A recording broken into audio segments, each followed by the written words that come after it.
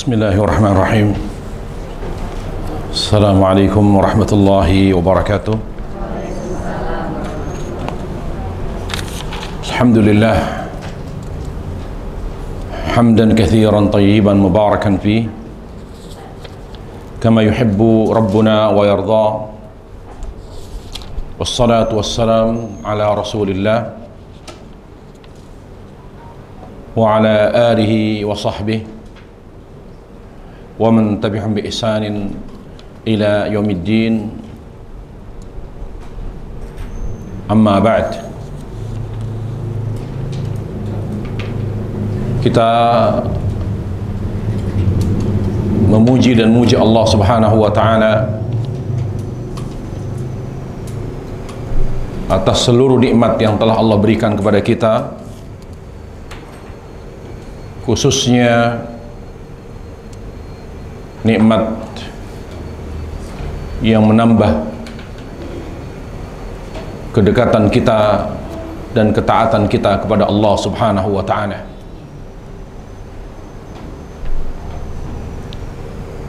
Karena dengan cara kita bersyukur atau dengan kita bersyukur kepada Allah Azza wa Jal, maka Allah akan senantiasa menjaga nikmat yang telah kita rasakan hingga saat ini dan menyempurnakannya.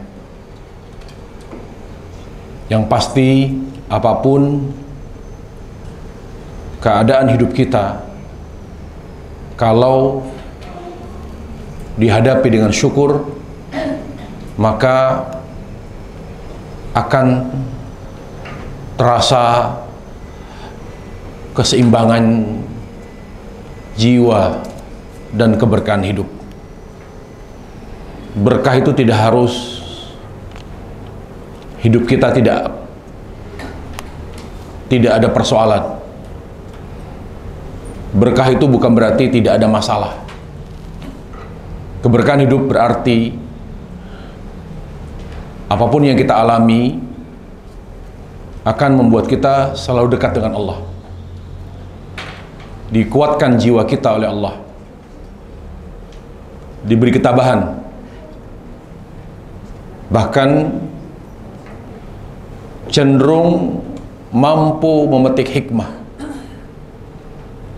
Kita bisa banyak belajar dari peristiwa yang kita alami dan lewati. Jadi apapun yang dialami oleh seorang muslim mukmin yang selalu bersyukur pada Allah Subhanahu wa taala, maka Allah Azza wa Jal akan selalu menjaga ketenangan jiwanya dan keberkahan hidupnya. Itulah manfaat besar dari bersyukur kepada Allah Azza wa Jal. Kita harus luruskan pemahaman kita dan persepsi kita bahwa bersyukur itu hanya pada saat kita mendapatkan nikmat. Kalau itu yang kita lakukan, maka perbuatan kita berseberangan dengan petunjuk Nabi SAW. Pertama, Allah Azza wa Jal itu adalah Ar-Rahman. Dia adalah Ar-Rahman, Rabb Ar-Rahman, yang mana rahmatnya yang khusus Allah berikan kepada hamba yang beriman dalam keadaan suka maupun duka, dalam keadaan sakit maupun sehat. Seluruh keadaan hidup seorang mukmin selalu Allah curahkan rahmatnya yang khusus. Oleh karenanya tidak benar kalau seorang mukmin hanya bersyukur dalam keadaan suka, dalam keadaan senang. Karena Allah Jalla wa'ala juga memberi rahmat yang khusus kepada hamba yang beriman walaupun dalam keadaan sulit. Selalu berlimpah dan tercurah rahmat Allah yang khusus selama kita beriman kepada Allah tabaraka wa ta'ala. Ya. Bahkan rahmat Allah yang khusus itu lebih terasa ketika kita mengalami kesulitan, terutama dari sisi manfaat akhirat. Kita sebagai hamba yang beriman lebih banyak mendapatkan pahala justru bukan di saat kita senang. Justru pahala lebih banyak kita dapatkan ketika kita mengalami kesulitan dan persoalan hidup. Betapa banyak kenikmatan-kenikmatan yang kita rasakan di saat hidup kita syarat dengan kemudahan, justru membuat kita lalai, membuat kita lupa kepada Allah Subhanahu wa ta'ala. Sementara persoalan, musibah,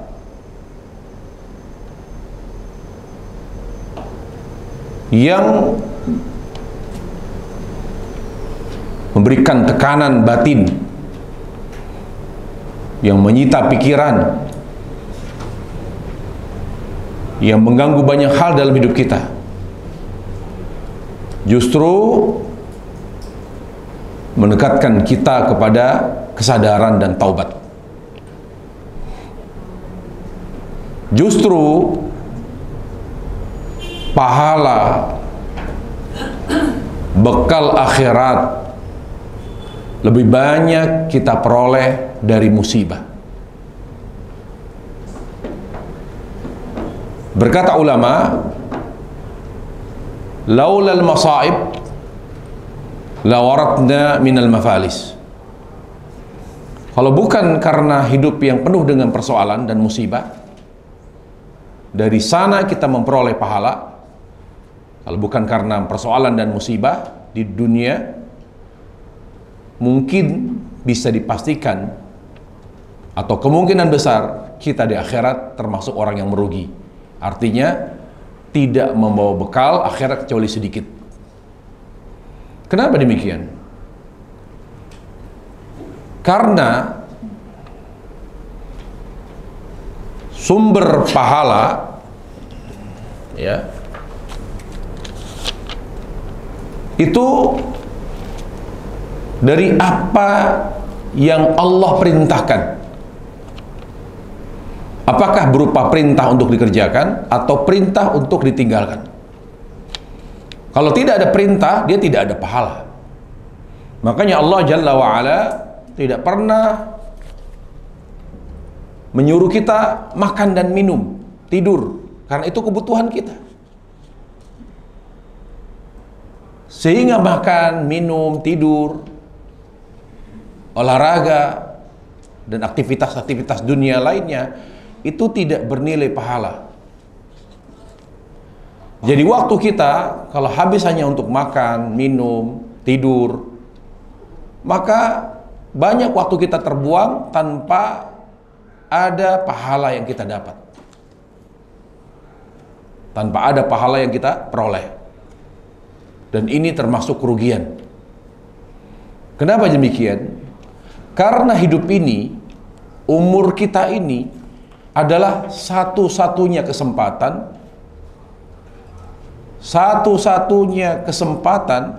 emas untuk mengumpulkan bekal akhirat, yaitu pahala. Ketika seorang sudah meninggal dunia atau sudah wafat, berarti kesempatan untuk memperoleh pahala itu terhenti, hilang. Itulah dimaksud dari sabda Nabi alaihissalam, idza mata ibnu Adam inqata amaluh. Jika seorang anak cucu Adam wafat, maka hilang kesempatannya untuk menambah pahala. Itu maknanya. Illa min thalath, kecuali melalui 3 jalur. Jalur yang pertama, shadaqatun jariyah, di mana dia bersedekah dan berinfak terhadap sesuatu yang mana kemanfaatannya terus berjalan, seperti misalnya dia menginfakkan tanah, menginfakkan bangunan, menginfakkan Al-Quran, menginfakkan apapun, dari hasil infaknya, kemanfaatannya itu bisa dirasakan secara terus-menerus oleh kaum muslimin. Ya, seperti dia membangun masjid atau musola atau pesantren, maka selama digunakan musolanya untuk beribadah kepada Allah, maka pahalanya akan terus ngalir kepada orang yang menginfakkannya walaupun orangnya telah meninggal dunia. Tapi dia sendiri sudah tidak bisa lagi beramal, nggak bisa menambah pahala melalui amalnya. Shadaqatun jariyah atau ilmin yuntafa'u bihi, atau melalui ilmu. Jadi di mana dia bisa menambah pahala walaupun orang yang sudah wafat, sudah berada di alam kubur, ketika selama di dunia dia selalu mengajar. Selalu mengajarkan ilmunya yang bermanfaat. Nah, selama murid-muridnya ini mengajarkan kepada murid-muridnya lagi dari apa yang mereka peroleh dari guru mereka, maka gurunya itu terus mendapatkan pahala. Terakhir, melalui anak yang soleh. Melalui anak yang soleh. Jadi, selama anak itu beramal, berbuat baik, selama anak itu beramal baik, beramal soleh, berdoa, apapun kebaikannya, terutama doa, maka secara otomatis pahala akan mengalir kepada si mayit. Nah, kembali tentang umur. Umur itu adalah kesempatan, satu-satunya kesempatan emas. Kenapa emas? Karena tidak ada lagi kesempatan lain. Satu-satunya kesempatan emas untuk memperoleh bekal akhirat. Dari mana kita dapat tadi? Dari perintah. Dengan sholat, dengan bertauhid, dengan ikhlas. Semua perintah Allah, kalau kita kerjakan, dapat pahala di sana. Semakin perintah itu dicintai Allah, semakin perintah itu sangat penting bagi Allah, maka semakin besar pahalanya. Larangan juga demikian. Semakin dibenci oleh Allah larangan, seperti syirik, kalau tinggalkan, pahalanya lebih besar. Tapi masalahnya adalah, kita ini lebih banyak lalai. Sehingga kita tidak bisa berjalan mulus dengan perintah Allah, dengan mengerjakannya. Kita juga tidak lebih istiqomah dalam meninggalkan larangan. Jadi bisa dipastikan para jemaah sekalian, pahala yang kita dapat dari menjalankan perintah dan meninggalkan larangan itu sangat minim. Lalu dari mana kita mendapatkan bekal akhirat? Justru bekal akhirat lebih banyak kita peroleh dari musibah. Makanya kata Syekhul Islam Taimiyah rahimahullah, musibah itu apabila menimpa seorang muslim, maka berfungsi menghapus dosa. Hanya menimpa muslim, mukmin. Apakah dia sabar atau tidak sabar, musibah yang menimpa muslim mukmin tetap menghapus dosa. Berarti musibah itu meringankan azab, bahkan menghilangkan azab. Karena musibah berfungsi bagi seorang mukmin. Musibah yang menimpa seorang mukmin berfungsi menghapus dosa. Di dunia berarti menghilangkan dan mengangkat bala atau menghilangkan kesialan. Jadi semakin banyak seorang mukmin mengalami musibah dalam hidupnya, maka Allah jauhkan dia dari bala. Allah jauhkan dia dari kesialan, hal-hal yang membuat hidupnya sial. Begitu. Namun apabila dia menghadapinya dengan sabar,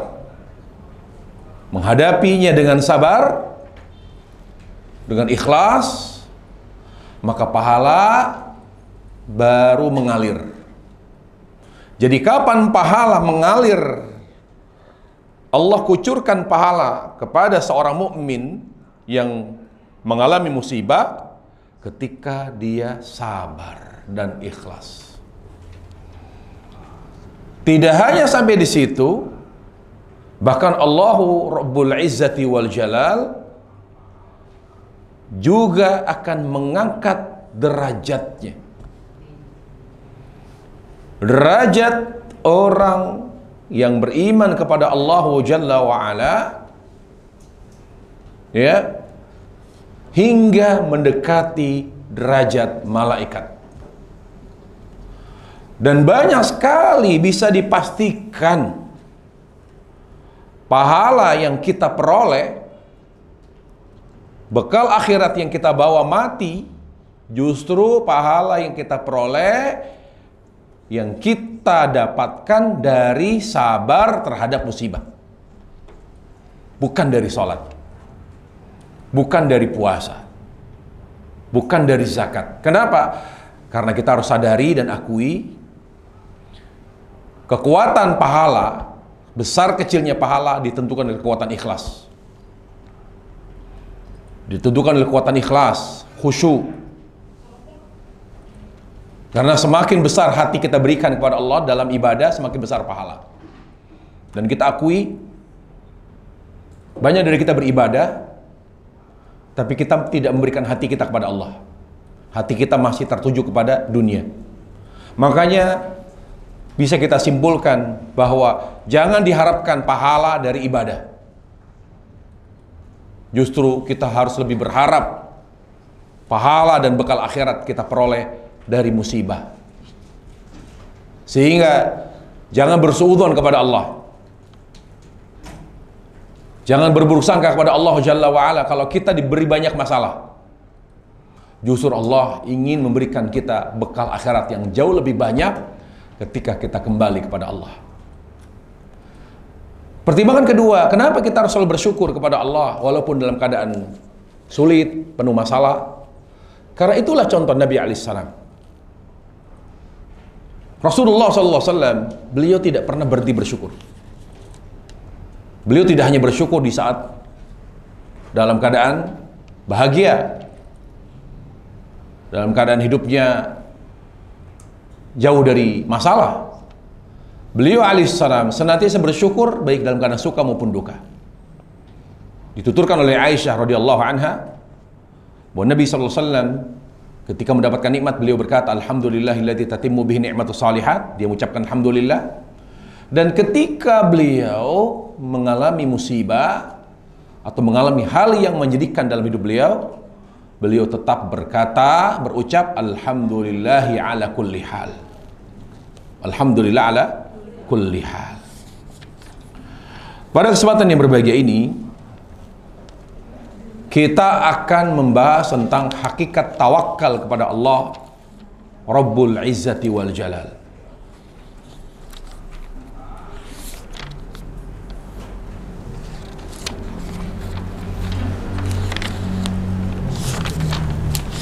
Tawakal kepada Allah. Kata tawakal diambil dari kata tawakkala yatawakkalu tawakkulan. Artinya menyerahkan, mewakilkan seluruh urusan hidup kita, urusan dunia akhirat kita kepada Allah. Itu artinya tawakal. Jadi ambil dari asal katanya wakil. Wakil itu diwakilkan. Jadi secara bahasa, secara etimologi, kita sudah bisa memahami bahwa tawakal itu artinya menyerahkan, mewakilkan seluruh urusan hidup kita, agama, dunia, akhirat kepada Allah Rabbul Izzati wal Jalal. Menyerahkan bukan di akhir, tapi dari awal. Dan ini yang harus kita koreksi dari kesalahan kita dalam bertawakal kepada Allah Rabbul Izzati wal Jalal, di mana kita hanya atau baru bertawakal di akhir. Padahal tawakal itu sudah dari awal menyerahkannya kepada Allah. Semua hal, bahkan dalam hal yang kita kuasai, dalam urusan yang kita mampu untuk kita atasi. Menyerahkan dengan apa? Dengan hati. Terutama dengan hati. Karena tawakal itu bermakna tafwidul umur ilallah. Menyerahkan urusan atau bersandar, menyadarkan hati hanya kepada Allah. Asas tawakal adalah hati. Dia tidak mengandalkan makhluk, tidak mengandalkan kemampuan dirinya, dia hanya mengandalkan Allah. Tawakal adalah i'timadul qalbi 'ala Allah, menyandarkan hati. Jadi titik tolak untuk bertawakal, menyerahkan urusan, semua urusan kita kepada Allah adalah hati yang bersandar kepada Allah. Kenapa kita harus bersandar kepada Allah secara total? Dalam rangka menyerahkan semua urusan kita kepada Allah, dunia akhirat kita. Karena Allah lebih mengetahui yang terbaik buat kita. Karena Allah lebih mampu mendatangkan yang terbaik buat kita. Dan itu, keyakinan itu harus hadir. Tidak boleh ada keraguan. Allah lebih mengetahui yang terbaik, dan Allah lebih mampu mendatangkan yang terbaik untuk kita. Serahkan semuanya kepada Allah, lalu sandarkan. Jangan ada keraguan. Kalau kita tidak bertawakal dengan hati, maka gak ada tawakal secara lisan. Percuma kita mengucapkan hasbiyallah, hasbunallah, percuma. Hasbunallah wa ni'mal wakil, ni'mal maula, percuma. Karena motor penggerak tawakal itu hati. Hati. Menyadarkan hati hanya kepada Allah dengan ilmu dan kekuatan yang sempurna. Lalu kita dalam waktu yang sama meniadakan kemampuan kita, meniadakan sikap sok tahu kita. Perhatikan para jemaah, Nabi alaihissalam menegaskan bahwa ketika kita masih bersikap sok tahu, sok mampu, maka kita tidak bisa bertawakal dengan baik. Misal, Nabi Nuh alaihissalam, dia merasa dirinya mampu, dia merasa lebih tahu tentang anaknya itu harus jadi orang soleh. Ditegur oleh Allah Jalla wa'ala. Karena dia masih punya sikap sok tahu, sok mampu. Lalu dia berkata, ketika anaknya akan ditenggelamkan oleh Allah di banjir yang begitu dahsyat dan besar, innahu min ahli, dia itu anakku ya Allah. Artinya Nabi Nuh tidak terima karena dia merasa mampu membuat anaknya mukmin. Dia lebih tahu, dia merasa lebih tahu bahwa anaknya itu lebih layak jadi mukmin, bukan jadi kafir. Lalu Allah katakan, innahu laysa min ahlik. Ya Nuh, jangan sok tahu kau. Para jemaah, kenapa banyak dari kita sok tahu, sok mampu? Kenapa banyak dari kita yang sampai berburuk sangka? Karena sok tahu dan sok mampu. Dua penyakit yang menggerogoti tawakal. Tolong diingat itu. Penyakit sok tahu dan sok mampu terhadap Allah Jalla wa'ala, penyakit terbesar yang menggerogoti tawakal kepada Allah Jalla fi'ula. Para jemaah, berapa banyak yang kita anggap tidak mampu ternyata mampu. Bagaimana Allah kata, kam min fi'atin qalilatin ghalabat fi'atan katsira. Betapa banyak pasukan perang yang sedikit namun mampu mengalahkan pasukan yang jauh lebih besar. Perang Badar itu di luar nalar para jamaah. Tidak logis kalau Nabi dan sahabat yang hanya beberapa orang bisa mengalahkan pasukan musyrik. Tapi bisa. Kenapa Nabi dan sahabatnya yang saat itu tidak ingin perang, tidak ada niat perang, tapi terdesak perang, tapi dimenangkan Allah, padahal di hadapannya ribuan pasukan, sementara Nabi hanya beberapa orang, nggak ada sampai 100. Kenapa Allah tolong? Karena Nabi dan sahabat bertawakal kepada Allah Jalla wa'ala. Buang, kalau kita ingin bertawakal kepada Allah Jalla wa'ala, buang sikap sok tahu dan sok mampu. Itu dulu. Dan itu tergambar dari doa istikharah. Istikharah yang kita hayati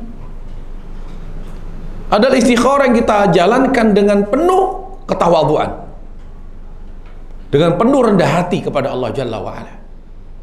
Seraya dalam doa istikharah kita katakan yang diajarkan Nabi alaihissalam, fa innaka ta'lam wa la alam wa taqdir wa la aqdir wa anta 'allamul ghuyub. Ya Allah, kenapa aku meminta pilihan terbaik darimu? Karena aku bodoh, engkau maha mengetahui. Pertama, jangan sok tahu. Karena engkau maha mengetahui, aku bodoh. Wa taqdir wa la aqdir, engkau maha mampu, aku tidak mampu, aku lemah.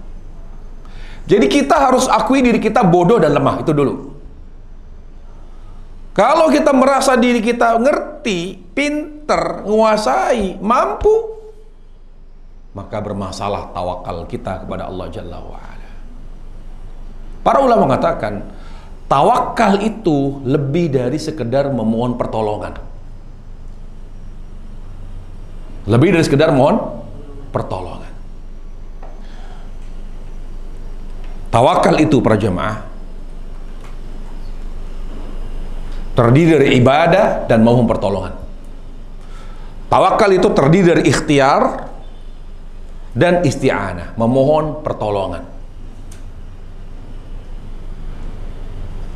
Makanya kata ulama, isti'anah dalam urusan dunia,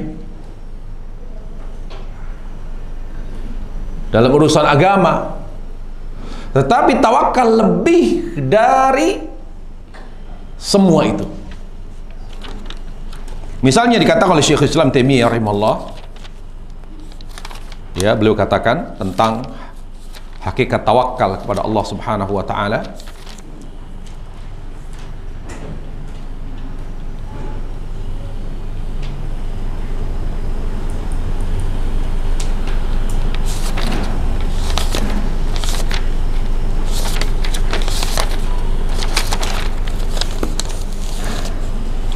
Syekhul Islam mengatakan, at-tawakkulu yatanawalu tawakkul 'ala Allah. Tawakal itu mencakup tawakal kepada Allah. Jadi tawakal itu artinya mewakilkan, menyerahkan semua urusan kepada Allah. Itu mencakup itu yang pertama. Untuk apa kita mewakilkan, menyerahkan urusan kepada Allah? Liyu'inahu Allah 'ala fi'li ma amarahu bi. Agar Allah menolong kita untuk bisa menjalankan perintah. Karena perintah tidak semuanya ringan. Menjalankan perintah dengan baik. Memangnya kita menjalankan perintah baik? Benar? Kenapa banyak? Misalnya contoh, banyak wanita berhijab, banyak yang belum benar. Kenapa? Karena tidak Allah tolong. Sehingga berhijabnya, hijrahnya setengah-setengah. Jadi kita harus tawakal. Ya Allah, karena gini loh, hijab itu kan ibadah. Kalau hijab itu ibadah, maka harus diperhatikan dua. Berhijab karena Allah, dan sesuai dengan tuntunan Nabi SAW. Makanya silakan bertanya, bagaimana hijab yang syar'i? Hijab itu bukan tradisi. Bukan tradisi Arab, tapi ibadah. Kalau dia tergolong ibadah, dikategorikan sebagai ibadah, hijab, berarti harus dikerjakan karena Allah, sesuai dengan tuntunan Nabi SAW. Tapi kenapa banyak wanita ketika berhijab, tapi hijabnya ala dia? Karena tidak ditolong oleh Allah. Sehingga dari tahun ke tahun, begitu aja hijabnya, bahkan semakin menurun. Yang tadinya lebar, naik. Yang tadinya agak tebal, jadi tipis. Yang tadinya tidak bentuk, jadi membentuk. Mengalami penurunan dalam berhijab karena Allah tidak bantu dan tidak Allah tolong. Karena yang paling berat adalah menjalankan perintah, terutama istiqomah. Wallahi yang paling berat dalam agama adalah menjalankan perintah. Makanya Allah Jalla wa'ala ketika memerintahkan kita untuk menjalankan perintahnya, Allah katakan, laksanakan perintahku semampumu, karena berat. Kata Allah Ta'ala, fattaqullaha mastata'tum. Bertakwalah kepada Allah semampu kamu. Kata mufassir, maknanya jalankan perintah Allah semampu kamu. Kenapa dikatakan semampu kamu? Karena menjalankan perintah lebih berat daripada meninggalkan larangan. Berarti dalam menjalankan perintah, kita harus lebih banyak bertawakal kepada Allah Rabbul Izzati wal Jalal. Harus lebih banyak bertawakal. Jangan merasa lebih mampu. Walaupun misalnya seorang ulama sekalipun, ketika dia akan mengerjakan sholat, maka dia serahkan kepada Allah. Ya Allah, bantu aku untuk bisa menjalankan sholat dengan baik. Dalam hal-hal yang sangat terkait dengan akhirat, yang akan menjadi bekal akhirat kita, harus lebih besar tawakal kita kepada Allah Jalla wa'ala. Apalagi hal-hal yang Allah ridhoi. Karena banyak yang dibiarkan, dibuat gagal oleh syaitan dalam perkara sholat, dalam hal suami, dalam hal orang tua, banyak yang gagal. Dalam hal tauhid, gagal. Nabi Ibrahim alaihissalam, imamnya muwahhid, imamnya orang bertauhid, setiap hari doa, ya Allah jauhkan aku dan seluruh keturunanku dari syirik. Lihat hebatnya Nabi Ibrahim. Padahal Nabi Ibrahim alaihissalam tidak mungkin berbuat syirik.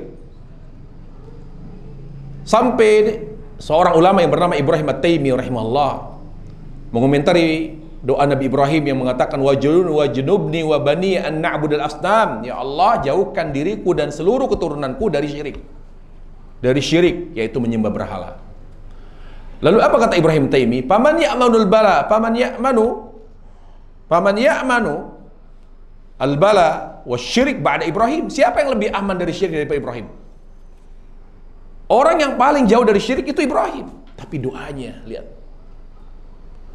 Dia Rasul, Nabi, Khalilullah, Nabi terbaik secara mutlak setelah Nabi Muhammad SAW. Allah puji tauhidnya. Inna Ibrahim kana ummatan qanitan lillahi hanifa wa lam yakun minal musyrikin. Allah akui tauhidnya. Dia itu adalah seorang panutan, imam yang lurus, yang taat. Hanifan lillahi, dia adalah orang yang betul-betul bertauhid kepada Allah. Allah akui. Tapi doanya, wajdumni wa baniyan, karena dia tidak merasa hebat. Merasa hebat itu karena sok tahu dan sok mampu. Ya, Allah akui saya bertauhid, tetapi tetap saya bodoh dan saya lemah. Karena kita ini tidak tahu akhir hayat kita. Kita ini punya hati yang selalu berubah-ubah. Makanya Nabi alaihissalam selalu berdoa setiap dari doa beliau, ya muqallibal qulub. Ya, nasib kita di akhirat, di alam barzah dan di akhirat ditentukan oleh keadaan kita di akhir hayat. Innamal a'malu bil khawatim.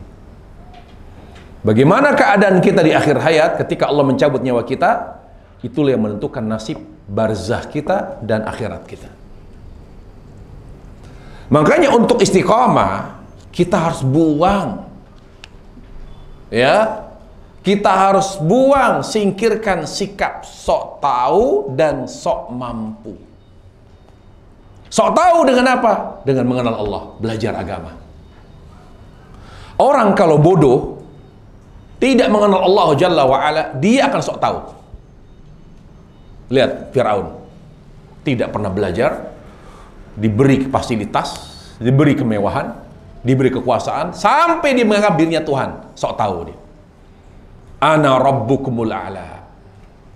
Bahaya orang hanya kaya, punya kelebihan dunia tapi bodoh dalam agama, akan lebih sok tahu dia. Ini bahaya para jemaah. Demikian pula kebodohan dalam agama membuat dia sok mampu, sampai mengkritik, sampai mengkritisi takdir, mengkritisi takdir. Kenapa saya yang muslim malah susah hidupnya, malah dia yang kafir, yang tidak pernah beribadah, yang berbuat syirik tiap hari, malah hidupnya enak. Sok tahu, sok mampu dia. Artinya saya lebih mampu, saya mampu buat hidup saya senang. Saya mampu, harusnya dia harusnya susah. Begitu. Inilah penghancur iman. Inilah penghancur kebahagiaan, kenikmatan ibadah kepada Allah Jalla wa'ala. Makanya wajib atas kita agar bertawakal kepada Allah, agar betul-betul kita memohon pertolongan kepada Allah, terutama dalam menjalankan perintah. Ya, dalam menjalankan perintah Allah yang begitu berat. Karena menjalankan perintah berat, lebih berat adalah istiqomah. Menjalankan perintah itu berat, tetapi lebih berat istiqomah, mempertahankan itu hingga akhir hayat, itu yang lebih berat. Tawakal kepada Allah para jemaah. Selain memberikan kemampuan bagi kita untuk bisa menjalankan perintah dan istiqomah dalam menjalankannya, tawakal juga. Liyu'tiyahu ala ma la yaqdiru alaihi. Sesuatu yang tidak mampu bisa kita lakukan. Misal, seorang wanita ditinggal oleh suaminya. Apakah ditinggal wafat atau ditinggal kabur?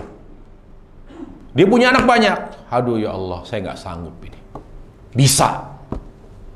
Kalau Anda tawakal.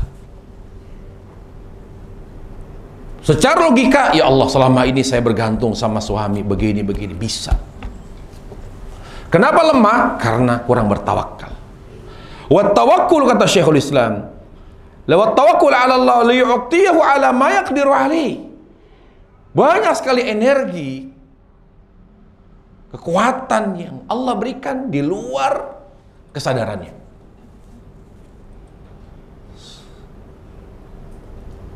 Selama dia bersandar kepada Allah, mungkin awalnya berat, tapi lama-kelamaan justru dia malah, kok saya lebih mampu melebihi ya kemampuan saya, di luar ekspektasi saya, bahkan dia mengatakan ini kayak bukan saya gitu. Kok bisa saya seperti ini? Bisa dengan tawakal. Dengan tawakal kepada Allah Rabbul Izzati wal Jalal.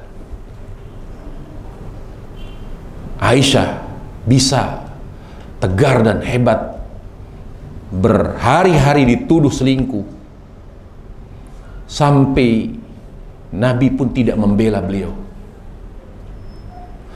Saat itu isunya sangat kuat kali, gosipnya sangat kuat. Di waktu yang sama, wahyu tidak turun kepada Nabi yang memberikan bocoran mana yang benar. Apakah benar Aisyah berselingkuh atau dia dituduh. Wahyu tidak turun pada Nabi. Sementara Nabi manusia biasa. Bahkan ada beberapa sahabat, baik itu laki atau perempuan, ikut mengatakan Aisyah selingkuh. Bagaimana Nabi nggak percaya? Bahkan di antara yang menyebar isu itu adalah sepupu Aisyah, yang selama ini dibiayai, disubsidi oleh Abu Bakar. Disubsidi, dibiayai oleh Abu Bakar, bahkan ikut menyebar gosip yang menuduh Aisyah berselingkuh. Sementara dia pada saat itu umurnya masih belasan tahun. Belasan tahun. Masih waktunya, masih sangat muda. Dunianya masih dunia main, bukan dunia serius. Tapi sudah dituduh selingkuh dan tidak ada yang membelanya, baik itu kedua orang tuanya maupun Rasulullah sendiri. Karena mereka bingung, abstain, tidak bisa membela karena gosipnya sangat kuat, buktinya kuat. Terbukti Aisyah berdua datang dari perbatasan kota Madinah, dari luar kota Madinah, hanya berdua. Dan tidak ada saksi yang mengingkari atau membenarkan. Apa buktinya? Kalau mereka berdua, walaupun Aisyah berada di haudah di atas onta, sementara Sofwan hanya menuntun onta, tapi berdua, bisa jadi itu disetting.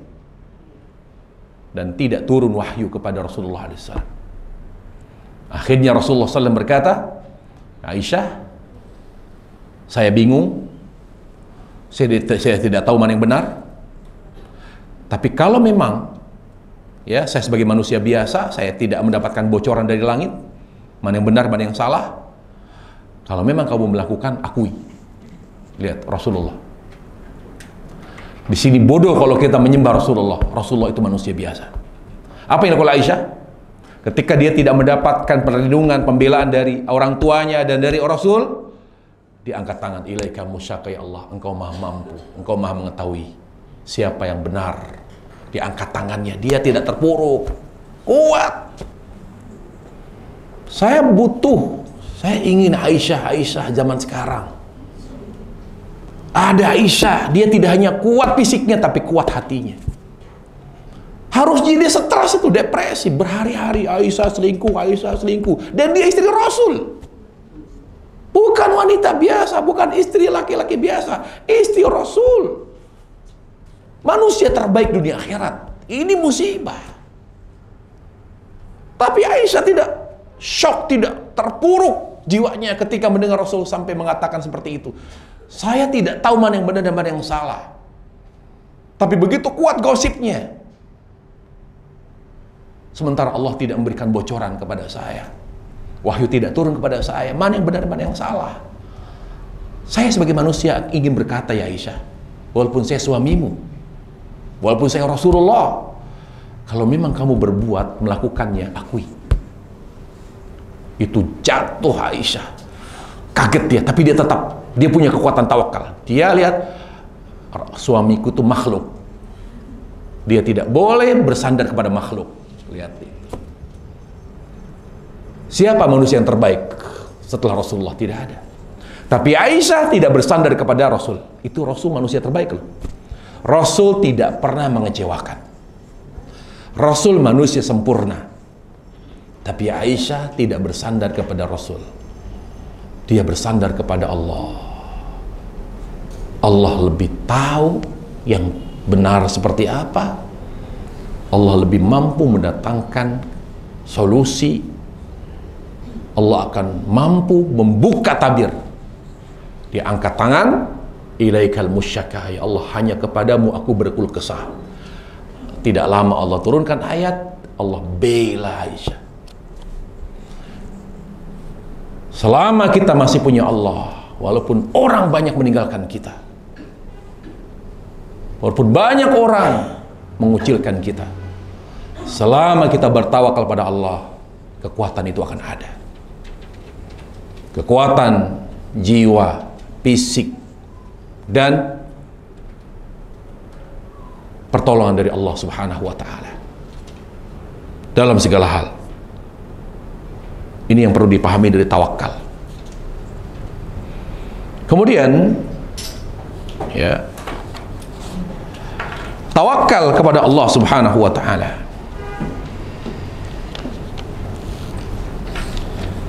Secara bahasa tadi saya sudah singgung, adalah i'timad wa tafwid wa tawkilul amr ila syakhs.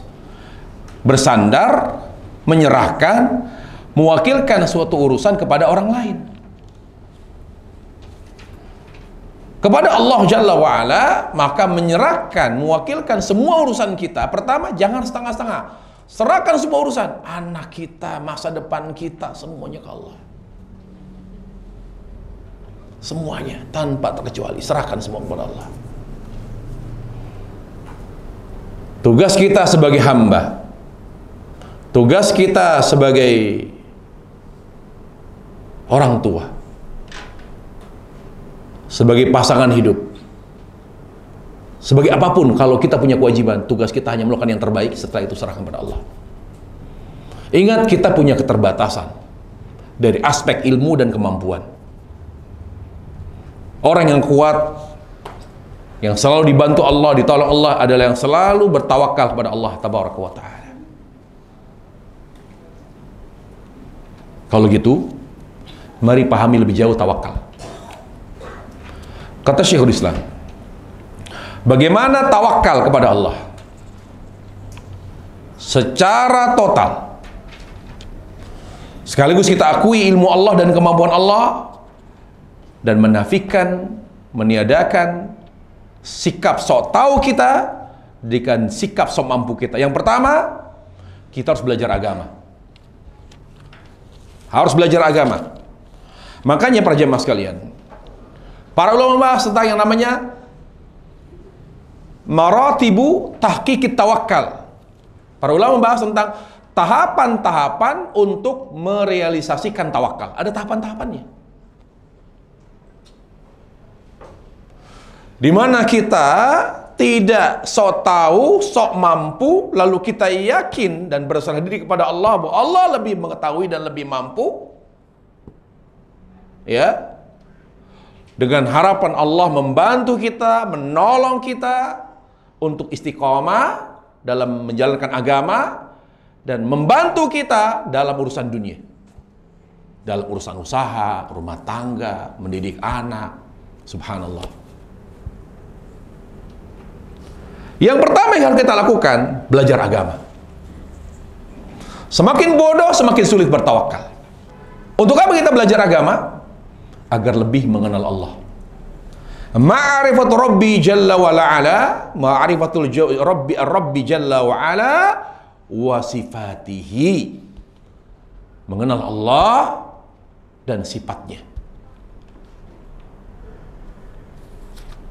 Jadi kita mengenal siapa yang kita sandarkan, siapa yang menjadi tempat kita bersandar.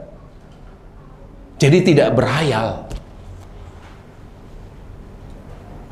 Di sana ada keyakinan, tidak salah, tidak ragu. Saya kenal betul Allah, saya tidak ragu.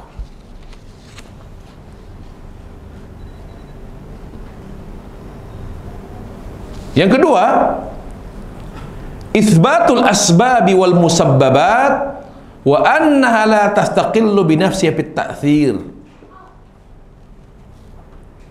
Harus berikhtiar mengambil sebab secara optimal, secara maksimal berdasarkan ukuran dan kemampuan manusia. Harus maksimal.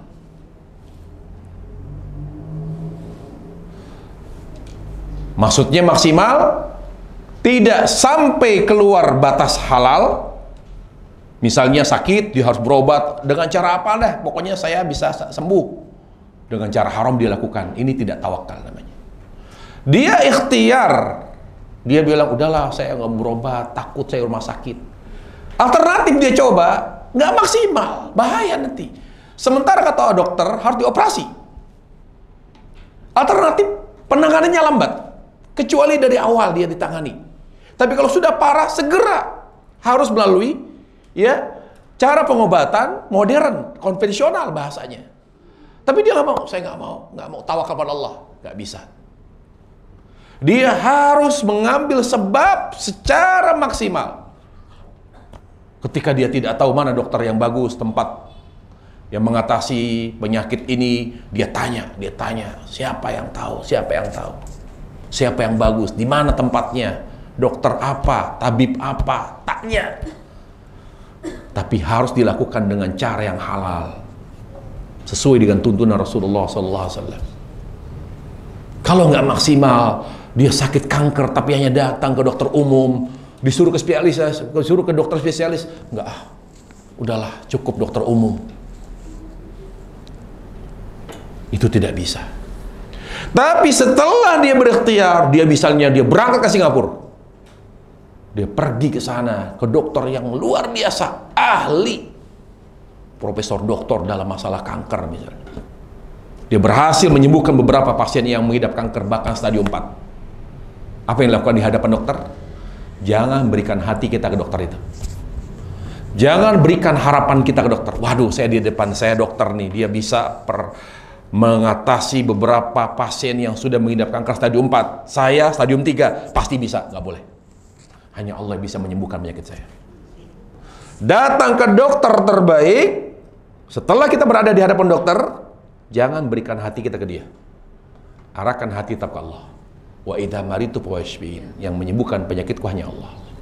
Dan itu yang kita abaikan. Ikhtiarnya tidak maksimal, atau sudah maksimal, lalu kita berharap kepada makhluk. Ini musibah, penghancur tawakal kepada Allah Jalla wa'ala. Makanya banyak sekali yang stres, gila. Tes masuk perguruan tinggi, ada tes, saya pernah ketemu ada orang setiap hari hormat depan rumahnya. Kenapa? Dia tes masuk Akmil nggak lulus. Hampir 3 kali nggak lolos, stres dia. Setiap hari depan rumahnya hormat terus. Bila kenapa dia hormat tiap hari di kendaraan, orang lewat dihormatin. Dia tes 3 kali nggak lolos, stres dia. Maksimal belajar untuk mengikuti tes secara teori, secara fisik, maksimal dia latihan fisik. Apa semua ujiannya diikuti, dia siapkan diri. Tapi pada akhirnya, ketika dia punya koneksi di dalam, dia punya koneksi saudara jenderal, misalnya. Tapi kok gagal? Ingat, semua takdir Allah yang menentukan. Saya harus jadi TNI, saya harusnya, karena keluarga saya semua orang-orang berpangkat tinggi. Kenapa saya tidak lolos? Sok tahu. Orang stres itu bahkan gila karena dia sok tahu. Dia lebih tahu apa yang terbaik dari nasibnya daripada Allah. Wallahi kalau kita analisa, semua yang membuat kita stres, depresi berat, bahkan gila, bahkan sakit, karena sikap sok tahu kita dan sok mampu kita. Dokter, saya ini dokter, spesialis paru. Kok saya kena kanker paru? Gila, nggak mungkin saya. Stres dia. Saya mampu untuk menghindari penyakit kanker. Kok saya kena? Waduh, nggak terima dia. Gila dia. Saya tidak pernah merokok. Saya menerapkan pola hidup sehat. Banyak orang merokok nggak sakit. Saya tidak pernah merokok. Saya menerapkan pola hidup sehat, olahraga aktif, rajin. Kok malah kena kanker? Saya nggak terima. Anda sok tahu. Jadi yang membuat kita stres gampang. Hei para wanita terutama, saya ingatkan kalian. Selama kalian sok tahu dan sok mampu, jangan beranggap Anda kuat. Jangan pernah menganggap Anda akan menjadi orang yang hebat dan kuat. Wanita tangguh gak akan ada selama sok tahu, sok mampu. Buang itu. Ya Allah, Engkau maha mengetahui ya Allah. Walaupun saya sehat, pola hidup saya sehat, tapi sakit, Engkau lebih tahu yang terbaik ya Allah. Serahkan, tunduk kepada Allah, terima. Yakini yang menetapkan takdir kita seburuk apapun, itu yang maha penyayang, maha penyayang. Lebih sayang kepada kita daripada ibu kandung kita. Nggak mungkin Allah ingin membinasakan kita dengan penyakit, nggak ada itu. Penyakit bukan tolak ukur cintanya Allah, bukan. Kaya juga bukan berarti Allah, bukan bukti cintanya Allah, tidak. Kalau Allah kasih kita sehat, Allah kasih kita kaya, belum tentu Allah cinta kita dan sayang kita. Kalau Allah Jalla wa'ala memberi kita penyakit, membuat hidup kita susah, banyak masalah, belum tentu Allah tidak menyayangi kita, belum tentu. Justru itu bukti Allah sayang kepada kita.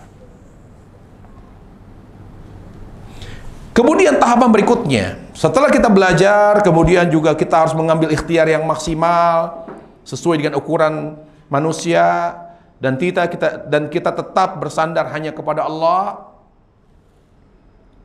Ya. Contoh misalnya ada seorang datang ke Nabi alaihissalam, ontanya tidak diikat. Lalu kata Nabi, kenapa kamu tidak ikat onta kamu? Tawakal ya Rasulullah. Saya tawakal. Kalau memang hilang, kalau enggak. Salah kata Rasul. Ikat dulu, baru kamu tawakal. Ikat dulu baru tawakal kepada Allah Jalla wa'ala. Contoh dulu di zaman Nabi alaihissalam, ada orang Yaman, mereka haji nggak usah bawa bekal. Ya udah pasrah, nanti di sana ada yang ngasih makan, nggak ya tawakal. Jadi berangkat haji tanpa bawa bekal. Kata Allah, wa tazawwadu, bekali dirimu. Masa berharap ada yang ngasih di tanah suci? Bawa duit. Tawakal kepada Allah Jalla wa'ala, bekali diri. Setelah kamu membawa bekal, ternyata di sana kurang atau ada sesuatu yang menimpa kita di mana kita kehilangan uang, tawakal kepada Allah. Jadi ikhtiar secara maksimal. Setelah itu tidak menyandarkan hati kecuali hanya kepada Allah Tabaraka wa Ta'ala. Ketiga, kuatkan rasa cinta kita kepada Allah. Kekuatan cinta itu membuat kita percaya penuh kepada Allah. Karena tawakal, kata Ibnu Qayyim, athiqatu billah, percaya penuh kepada Allah. Percaya saya. Kalau kita lebih percaya diri kita, lebih percaya suami, lebih percaya orang tua, atasan, bos, atau orang-orang yang kita akui kemampuannya, tidak ada tawakal. Karena puncak tawakal adalah percaya penuh kepada Allah. Athiqatu billah. Bagaimana kita percaya penuh kepada Allah? Dasarnya cinta. Kenapa ada seorang istri curiga? Karena sudah memulai memudar rasa sayang pada suami. Coba awal nikah, awal pernikahan, lagi cinta-cintanya, lagi sayang-sayangnya, dibilang, Mbak, suami itu jalan sama cewek. Nggak percaya saya. Saya percaya suami saya. Awal nikah ini. Karena puncaknya puncak cinta ini. Lagi demen-demennya. Kemana-mana gandeng. Kalau bonceng dempet, selalu bener-bener kemanapun berdua. Bahkan mandi pun sering bareng. Saking lengketnya itu.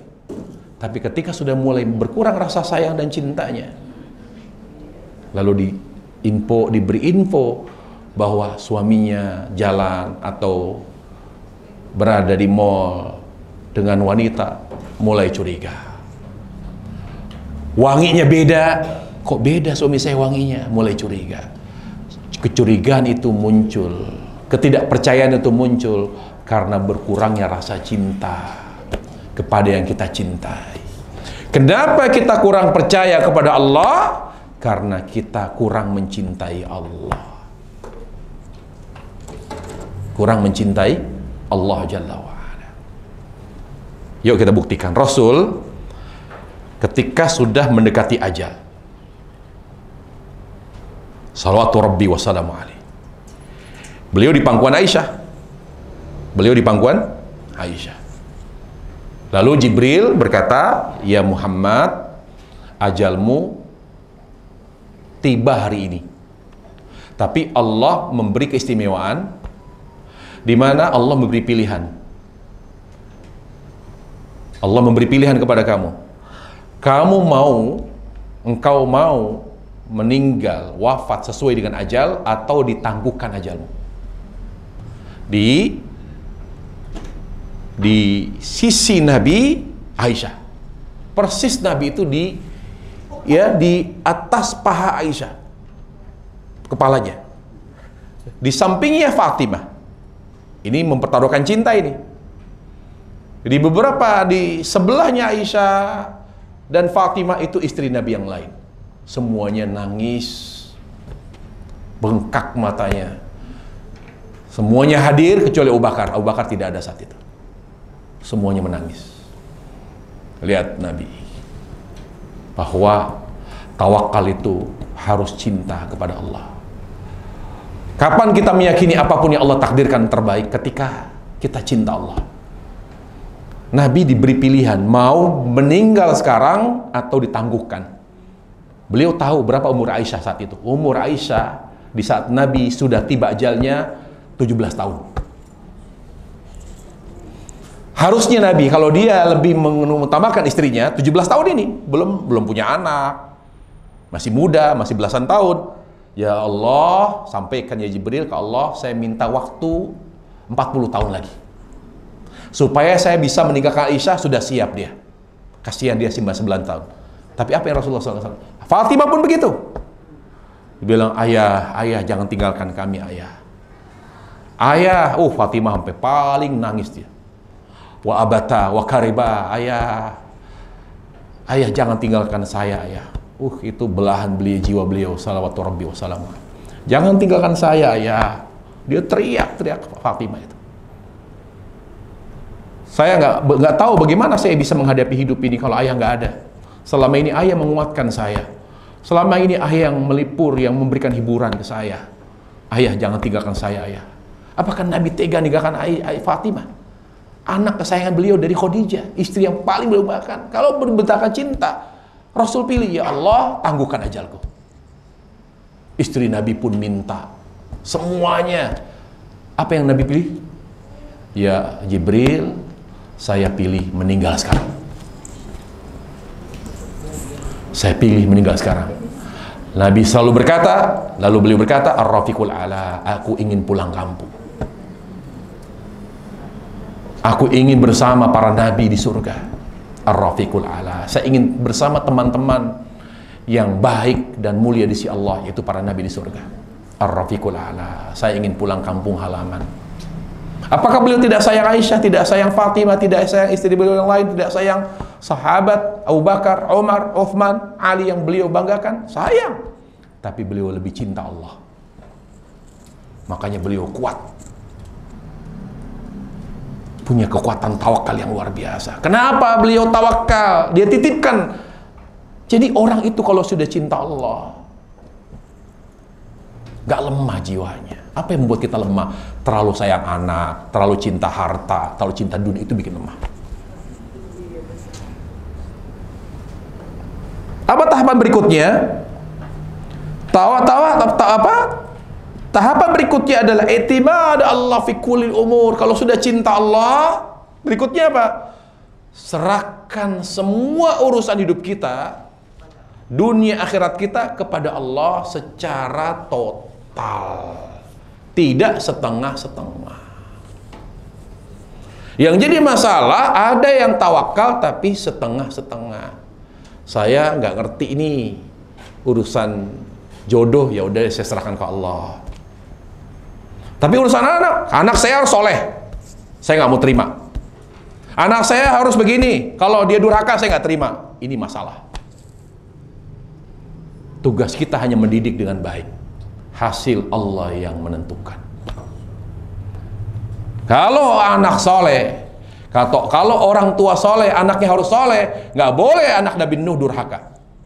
Nggak boleh anak Nabi Nuh kafir, nggak boleh. Tapi Allah punya hikmah.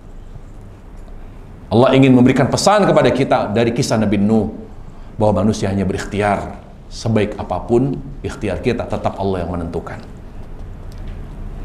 Kemudian apa? Tahapan berikutnya, tahapan untuk bertawakal kepada Allah, senantiasa menghadirkan kekuatan husnul dzan kepada Allah. kekuatan berbaik sangka. Dalam keadaan pahit getir hidup, tetap berbaik sangka kepada Allah. Wallahi, seorang hamba yang selalu berbaik sangka kepada Allah Jalla wa'ala, jiwanya akan teduh, adem. Dalam keadaan apapun dia akan selalu merasakan kenikmatan hidup. Dalam keadaan apapun, seberat apapun hidup yang dihadapi, dia akan tetap tenang, teduh, sejuk jiwanya. Kenapa? Karena penyejuk jiwa terbaik. Ingat, penyejuk jiwa terbaik berbaik sangka kepada Allah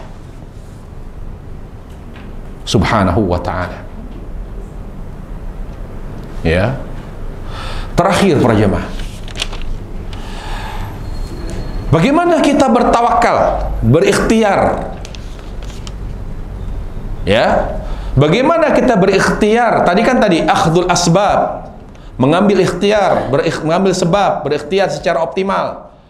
Tidak dikatakan maksimal, tidak dikatakan optimal, ya, sampai kita bertawakal dengan cara yang benar dan menghindari penghalang tawakal. Bagaimana cara tawakal yang benar? Yang pertama, bertawakal dengan hati. Selalu kita tidak boleh abai dengan hati. Hati kita selalu bertawakal kepada Allah, yaitu bersandar hanya kepada Allah. Hati ini kita arahkan selalu kepada Allah. Di mana hati harus kita selalu arahkan kepada Allah. Dalam keadaan sakit, seperti saya contohkan tadi, kita sakit, parah, kita udah berobat kemana-mana, nggak sembuh, lalu kita datang ke dokter terbaik. Di hadapan kita dokter yang bisa menyembuhkan penyakit yang selama ini, penyakit-penyakit yang sudah sakit parah, dia bisa sembuhkan. Berdasarkan informasi yang kita dapat. Tetapi ketika kita datang di dokter itu, jangan pernah kita berharap ke dokter. Dianya, resepnya, obatnya, tidak boleh. Alatnya, canggih apapun, tidak boleh. Arahkan hati hanya kepada Allah. Itu yang pertama. Yang kedua, pastikan ikhtiar kita lebih bermaslahat. Makanya dikatakan, benar tidak kalau orang usaha pinjam uang di bank? Boleh, benar. Tapi mudharati lebih besar. Bagaimana orang mau usaha, ingin mendapatkan rezeki, tapi caranya lebih banyak mudharatnya. Kenapa? Riba itu Allah benci. Sampai Allah katakan, fa illam taf'alu fa'dhur biharbin Allah. Kalau kalian tidak tinggalkan riba, aku perangi kalian. Riba itu, kata Nabi alaihissalam, dosanya lebih besar daripada seorang anak menyetubuhi ibu kandungnya. Bagaimana bisa seorang ini usaha, butuh modal, tapi harus pinjam uang ke bank? Bisa saja dia dapat uang, tapi dia tidak sedang bertawakal. Kenapa? Karena lebih besar mudaratnya daripada maslahatnya. Kemudian apa lagi?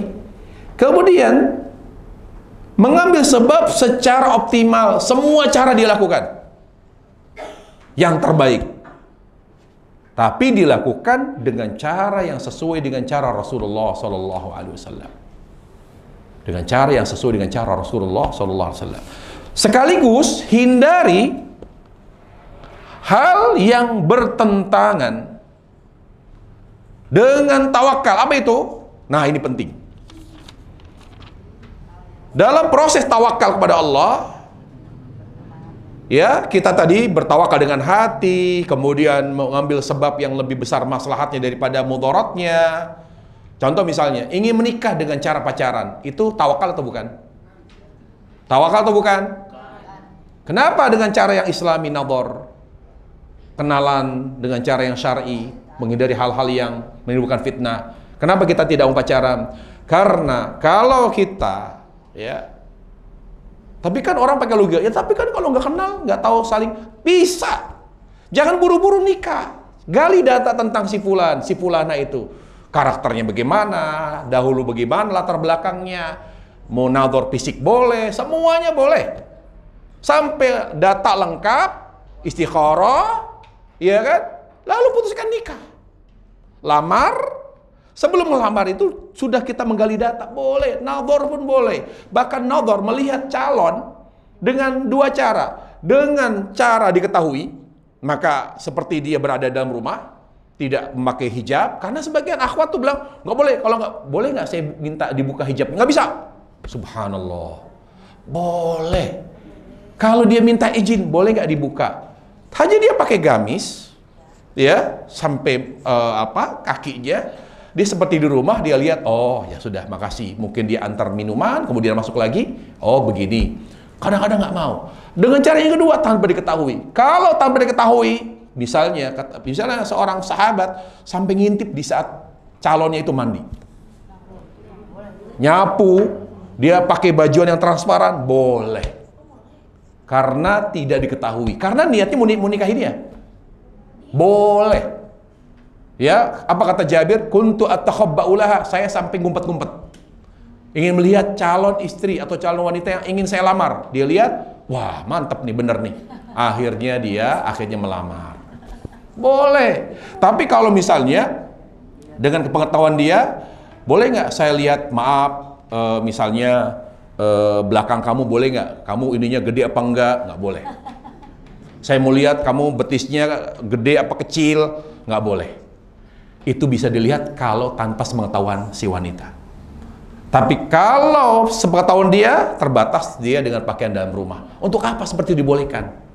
Supaya tidak salah pilih. Tidak salah pilih. Jadi ini menafikan bahwa pacaran itu melegalkan. Nggak bisa untuk PDKT, mengenal satu sama lain dengan pacaran. Kita ini butuh pertolongan Allah. Kalau ingin selalu ditolong Allah Jalla wa'ala, hindari cara-cara yang diharamkan dalam Islam. Ya, nah, sekaligus ketika kita memperhatikan tawakal tadi dengan menyadarkan hati hanya kepada Allah, mengambil ikhtiar yang lebih besar maslahatnya daripada mudaratnya dengan cara yang maksimal sesuai dengan cara Rasulullah. Dalam waktu yang sama, dalam proses tawakal supaya Allah semakin menolong kita, pertama, penghalang tawakal apa? Tidak percaya feng shui, tidak percaya ramalan, tidak percaya hoki sial yang disebabkan kepada untung atau kepada makhluk, kepada waktu, tempat, tidak. Siapa yang percaya adanya keberuntungan atau kesialan yang disebabkan kepada makhluk, maka tawakalnya akan mengalami krisis. Semakin dia percaya adanya tanggal yang mendatangkan hoki, keberuntungan, adanya kesialan, dengan adanya ini dan itu, kaitannya dengan angin, udara, laut, nomor, maka akan semakin jauh dari pertolongan Allah. Makanya para jemaah sekalian, seorang sahabat yang bernama Uqashah bin Mihsan, dia ketika Nabi mengatakan nanti di akhirat akan ada 70.000 orang masuk surga tanpa hisab, tanpa adab, langsung masuk surga. Lalu kata sahabat, oh ini sih orang-orang yang dari awal sudah masuk Islam. Kalau yang belakangan nggak dapat tuh tiket itu. Atau mungkin mungkin begini, banyak sekali tafsir sahabat. Akhirnya Nabi mengatakan, mereka yang akan mendapatkan tiket 70.000 tiket masuk surga tanpa dihisab, tanpa diadab, langsung surga. Siapa? Mereka, kata Nabi alaihissalam, mereka tidak pernah minta ruqyah. Ruqyah saya doang nggak pernah. Boleh diruqyah, tapi jangan minta ruqyah. Humul ladzina la yastarqun. Yang kedua, wala yaktawun.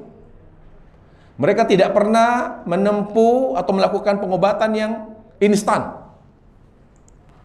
Para ulama mengkiaskan dengan pengobatan yang instan. Wallahu a'lam, mudah-mudahan saya tidak salah. Karena dalam obat misalnya seperti antibiotik. Karena antibiotik itu bisa tinggi dia untuk bisa mengatasi langsung. Salah satu para ulama mengatakan hindari mengkonsumsi antibiotik selalu. Karena apa? Karena itu mengurangi tawakal. Kalau bisa obat biasa dulu. Supaya apa? Supaya hati ini tidak tertambat kepada obat. Karena obat yang disebut antibiotik semakin tinggi dia kadarnya, semakin cepat penyakit itu diatasi. Masalahnya kita yang meminum antibiotik itu imannya lemah. Akhirnya kecenderungan hati mengarah kepada obat lebih besar daripada kepada Allah. Makanya boleh minum, tidak haram, tapi kurangi. Khawatir hati ini lebih kepada obat yang bisa menyembuhkan secara cepat dan instan. Itu dihindari. Dan Nabi mencontohkan K, di zaman Nabi itu ada K, yaitu obat yang menggunakan penanganan, ya, pengobatan dengan menggunakan besi panas. Karena semua saraf di tubuh kita itu pusatnya di kaki. Jadi orang yang kena stroke di zaman Nabi itu dikasih besi panas kakinya gini, tes, itu langsung sembuh. Dan Imran bin Husain, dia sakit waktu itu, sakit bawasir itu, sakit ambien. Lalu dia sebelum dia waktu itu kena ambien, ya, dia sabar. Dia berobat dengan cara yang lain, dia obat, ternyata nggak sembuh-sembuh ambiennya. Selama dia sabar, malaikat selalu mengucapkan salam, assalamualaikum, assalamualaikum. Tapi ketika dia menggunakan cara dipanasin kakinya oleh besi panas, sejak saat itu malaikat tidak mengucapkan salam lagi ke dia. Lalu dia bertobat, ya Allah, saya tobat, saya nggak lagi pakai cara akhirnya malaikat mengucapkan salam lagi ke dia. Makanya luar biasa itu. Kemudian hindari hal yang berikutnya yang bertentangan dengan tawakal kepada Allah Subhanahu wa ta'ala, yaitu apa? Jangan bergantung kepada orang lain. Walaupun suami Anda kaya, walaupun suami Anda pengusaha, walaupun orang tua kaya, tetap ada kemandirian. Ketika kita mengandalkan orang lain, ya, al-batala, bergantung kepada orang lain, maksudnya selain diri kita, kepada orang tua saya kaya, saya nggak maksimal ikhtiar, nggak bisa. Walaupun bapak kita gubernur, kalau kita bisa kerja dengan cara tukang, kerja tukang. Ini namanya tawakal. Apa saja jualan bakso, kok anak gubernur jual bakso? Itu kan bapak saya. Saya tetap harus cari nafkah. Kalau bapak saya ngasih, alhamdulillah, ngasih pun gak ada masalah. Ini namanya orang yang bertawakal. Gak ada itu dia bangga, dia kaya karena orang tuanya. Ini masalah tawakalnya. Adamul i'timadu 'alan nas. Kalau orang bertawakal, ciri khasnya apa? Mandiri. Dia tidak bergantung kepada orang dekatnya yang mampu. Dia tetap mandiri dia.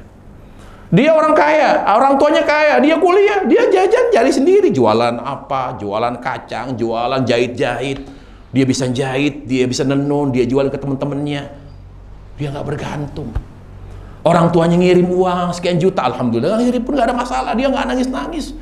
Pak, kenapa nggak kirim, saya nggak bisa makan, nggak bisa jajan, dia tetap mandiri. Tanda orang yang tawakal, mandiri, nggak bergantung kepada orang lain. Dia punya suami punya uang banyak, itu kan uang suami saya. Alhamdulillah dia ngasih, tetap uang itu saya simpen buat anak, tetap tahu kalau saya beli sesuatu, bisa beli mobil, saya bukan dari uang suami, dari saya. Saya modal usaha dari uang saya. Tetap. Kenapa? Karena saya ingin bertawakal pada Allah agar Allah SWT membantu menolong saya. Hindari para jamaah, jangan bergantung pada orang lain. Kalau Anda punya kakak kaya, biar kakak yang kaya. Kalau mereka membantu, alhamdulillah. Tidak bantu, gak ada masalah. Karena ketergantungan kita kepada makhluk akan mengikis tawakal kita kepada Allah.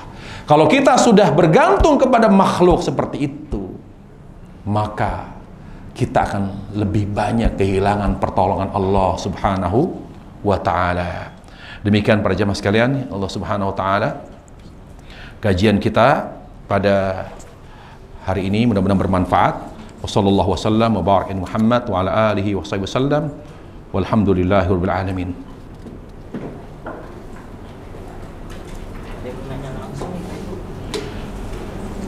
Baik, kita tanya lagi. Mau ditanya, Bu? Saya jawab dulu yang apa? Ini pertanyaan melalui apa nih? Online ya? Baik, saya jawab ya. Jika seorang, tapi satu orang ini soalnya tulisannya, iya maksudnya orangnya berbeda. Baik. Jika seorang belum dikaruniai anak lalu ia ikhtiar dengan program bayi tabung, apakah itu boleh? Para ulama sudah memberikan fatwa kontemporer bahwa talqihus sinai, program bayi tabung, boleh. Silakan yang belum punya anak, ya, tapi sudah punya suami. Loh, bisa aja dia, saya malas punya suami, ngecewain terus. Bisa laki-laki itu mengecewakan. Misalnya, saya mau hamil tapi tanpa suami, gitu. Nggak boleh. Fatwa ulama bilang haram kalau benihnya, spermanya bukan dari suami. Walaupun tidak melalui zina. Tapi kalau sudah masukkan ke rahim, sperma laki-laki yang bukan lakinya, suaminya, itu haram. Haram. Bagaimana undang-undang pemerintah yang memberikan kondom kepada anak sekolah? Aduh, ini pertanyaannya ngeri-ngeri sedap ini. Jangan ngeri Jangan mancing-mancing. Tolong. Emang Anda siapa? Emang ini di sini kajiannya orang kuat apa? Ya. Kemudian jika seorang belum type. Sama ini ya. Jika seorang sudah ikhtiar, dia terus berdoa tapi hajatnya tersebut tidak kunjung dikabulkan. Siapa bil? La haula wala quwwata illa billah. Ijabah doa tidak harus sesuai dengan apa yang kita minta. Allah ingat, ijabah bukan memenuhi permintaan loh. Kata Nabi alaihissalam, Allah katakan, ud'uni astajib lakum. Kalian berdoa pasti aku ijabah. Para jamaah, ijabah itu pasti Allah berikan setiap kita berdoa. Tetapi tolong diluruskan pemahaman kita. Ijabah itu tidak selalu yaitu bentuk pemenuhan permintaan. Artinya Allah memenuhi permintaan kita. Itu nggak begitu. Ijabah itu 3. Yang pertama, kata Nabi alaihissalam, Allah penuhi permintaannya. 1. Yang kedua, Allah kasih yang lebih baik yang tanpa dia sadari. Saya mintanya 1, Allah kasih 2, tapi dia nggak sadar. 1. Yang kedua. Yang ketiga, ketika Allah tidak beri di dunia, Allah tangguhkan di akhirat, Allah kasih di akhirat. Jadi kita ini bahasa orang yang seperti ini, saya sudah doa, tapi hajat saya tidak terpenuhi. Anda minta apa? Anda sok tahu. Doa itu mintanya ijabah, bukan apa yang saya minta, tolong penuhi, nggak begitu. Ijabah yang kita minta, apa yang terbaik. Ingat, doa itu minta ijabah, bukan minta dipenuhi apa yang kita minta. Bisa dimengerti? Jamaah sekalian, bapak-bapak sekalian, doa itu minta diijabah. Ijabah itu bisa dikasih apa yang kita minta, bisa dikasih yang lebih baik, bisa Allah tangguhkan di akhirat. Dan ingat, ijabah itu artinya kita tidak merasa lebih tahu, kita tidak merasa lebih mampu. Serahkan Allah. Kita misalnya sama orang yang sangat kita hormati, lalu dia bilang, kamu mau apa? Aduh, malu saya. Terserah deh yang terbaik. Tidak punya etika. Orang yang seperti ini tidak punya adab. Ya Allah, saya minta anak, kenapa nggak kau kasih? Engkau nggak percaya saya punya anak? Kita sama orang yang kita hormati harus beretika, apalagi sama Allah. Etikanya mana? Memang kalau punya anak lebih baik. Banyak orang nggak punya anak, setelah punya anak nyesal dia. Kita nggak tahu yang terbaik. Kita tidak tahu yang terbaik. Ketemu di kemudian hari. Para jamaah sekalian, ada seorang wanita nggak punya anak, sampai dia kesana kemari, sampai pakai dukun dia untuk bisa punya anak.